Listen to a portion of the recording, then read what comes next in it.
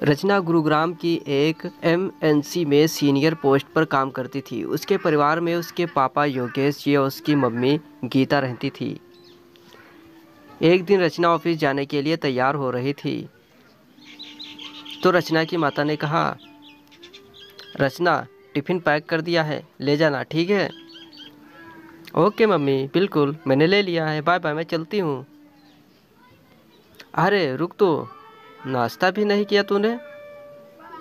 अरे नहीं मम्मी, आज बहुत ज़रूरी मीटिंग है, मैं जा रही हूँ। ठीक है, जा।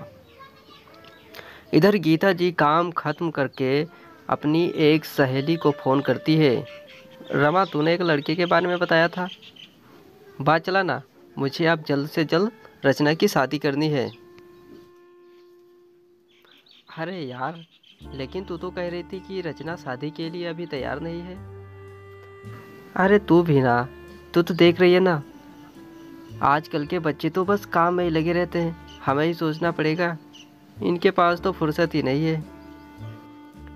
ठीक है, मैं लड़के वालों से बात करके बताती हूँ, ठीक है? फिर अगले दिन रमा गीता को लड़के के बारे में सारी बात बताती है और उसका पूरा बायोडेटा और फोटो भी सेंड कर देती है।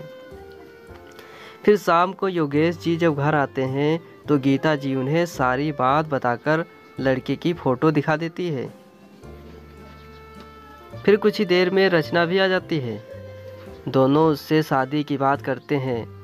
पहले तो वह मना कर देती है, लेकिन बहुत समझाने के बाद वह लड़के से मिलने को तैयार हो जाती है। फिर 2 दिन बाद एक रेस्टोरेंट में दोनों का मिलन होता है। उस लड़के का नाम सचिन था। फिर सचिन और रचना दोनों मिलते हैं, काफ़ी देर तक बातें भी करते हैं। देखो सचिन, मैं एक सीनियर पोस्ट पर हूँ। एक तो मैं अपनी जॉब नहीं छोड़ सकती, दूसरे मैं घर का काम नहीं कर पाऊँगी क्योंकि मुझे घर आकर भी ऑफिस का ही काम करना पड़ता है। तो सचिन ने कहा, मैं समझता हूँ रचना, हम मेड लगा लेंगे। रही बात नौकरी की, तो मुझे और मेरे घर वालों को तुम्हारी नौकरी करने पर कोई एतराज़ नहीं है।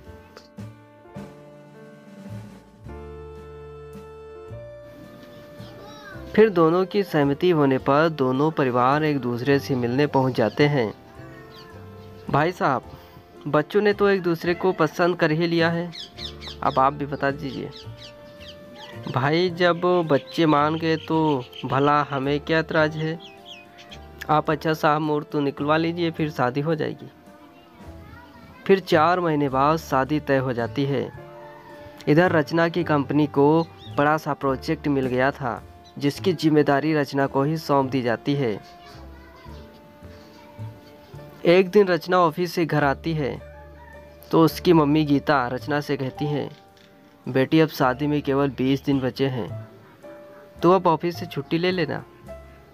माँ, मैं तो केवल शादी में 2 दिन की छुट्टी ले पाऊंगी, इसमें मेरा बहुत ज़रूरी प्रोजेक्ट चल रहा है। अगर यह काम सही से हो गया तो मेरा प्रमोशन हो जाएगा। लेकिन बेटा, शादी की रस्में तो 7 दिन पहले शुरू हो जाएंगी। पापा, मैं इसीलिए शादी से इनकार कर रही थी। मेरे कैरियर का ये गोल्डन पीरियड चल रहा है। आप लोगों की बात मानकर मैंने शादी को हाँ कर दी, लेकिन मैं अपने कैरियर से ध्यान नहीं हटा सकती। ठीक है बेटा, जैसी तेरी इच्छा। फिर गीता जी ने अपनी सहेली रमा के साथ मिलकर सारी शॉपिंग कर ली। इधर योगेश जी ने भी शादी की सारी तैयारियां कर ली थी। शादी से 1 दिन पहले ही हल्दी मेहंदी की रस्में की गई। फिर रचना ने कहा, मम्मी, मेरे केवल एक हाथ में ही मेहंदी लगाना, मुझे फ़ोन भी करने हैं। मेहंदी और हल्दी के बीच में भी रचना फ़ोन पर ऑफिस में काम समझा रही थी। इतना क्या काम कि शादी की रस्में भी ढंग से नहीं कर रही है। फिर अगले दिन शादी का समय आया। बारात आ चुकी थी। रंजन और रचना दोनों जयमाला पहने स्टेज पर बैठे थे। तभी रचना की एक सहेली रचना के पास आई। रचना का मोबाइल उसके हाथ में था। रचना फ़ोन पर बातें करने लगी। क्या सर्वर डाउन हो गया क्या? ऐसा कैसे हो सकता है? कल ही मैंने टेस्ट किया था। रचना ने जल्दी से फ़ोन काटा और रंजन से बोली, रंजन, मुझे जाना पड़ेगा, मेरी कंपनी में सर्वर डाउन हो गया है। फिर रंजन ने कहा, क्या कह रही हो रचना? क्या मैं यहाँ स्टेज पर अकेला बैठा रहूँगा? कम से कम आज के दिन तो तुम्हें समय निकालना चाहिए ना। फिर तभी उसकी सहेली ने रचना को इशारे से कुछ बताया। अच्छा रंजन, लेकिन मुझे काम तो करना पड़ेगा। मैं यहीं बैठकर अपना काम निपटा लेती हूँ, फिर हम फेरों के लिए चलेंगे। ठीक है, अगर इतना ही ज़रूरी है तो मैं तैयार हूँ। फिर रचना फ़ोन पर कुछ ज़रूरी बात करती है। इधर योगेश जी, गीता जी और रचना के सास ससुर कुछ समझ नहीं पा रहे थे। फिर योगेश जी कहने लगे, रंजन बेटा, क्या बात है? अचानक क्या हुआ? कुछ नहीं पापा जी, रचना को कुछ ज़रूरी काम है।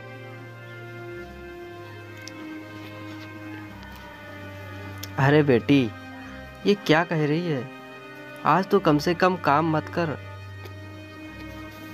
तभी रचना की सहेली उसके ऑफिस के 2 और लोगों को वहीं पर साथ में बुला लेती है। बस माँ, 1 घंटे का टाइम दे दो, बस अभी सारा काम समाप्त हो जाएगा। फिर रचना वहीं स्टेज पर बैठकर लैपटॉप पर काम करने लगती है। बाकी दोनों लोग नीचे कुर्सी पर बैठे काम कर रहे थे। फिर इसी तरह से करीब 3 घंटे बीत जाते हैं। शादी की रस्में पूरी हो ही नहीं रही थी। फिर तभी पंडित जी ने कहा, योगेश जी, विवाह का मुहूर्त निकला जा रहा है, वर वधू को भेजिए, जल्दी से विवाह कंप्लीट कराया जाए। रचना, अब चल, बहुत परेशान है सब। बस पापा, कुछ देर और।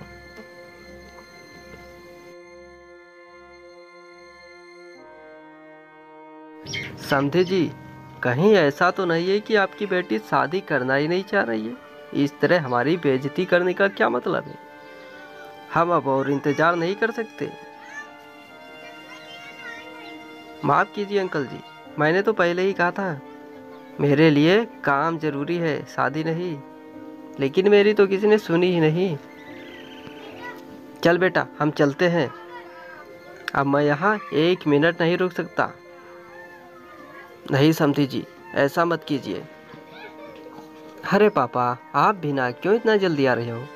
मैं तो रचना से ही शादी करूँगा। जो लड़की काम के लिए अपनी शादी की परवाह नहीं कर रही, वह कभी भी अपने फर्ज से पीछे नहीं हटेगी। फिर रंजन की बोलते ही सभी चुपचाप हो जाते हैं। उसके पिता राजेश जी बिल्कुल चुप हो जाते हैं। फिर कुछ ही देर में सर्वर काम करने लगता है। उसके ऑफिस के लोग वापस चले जाते हैं।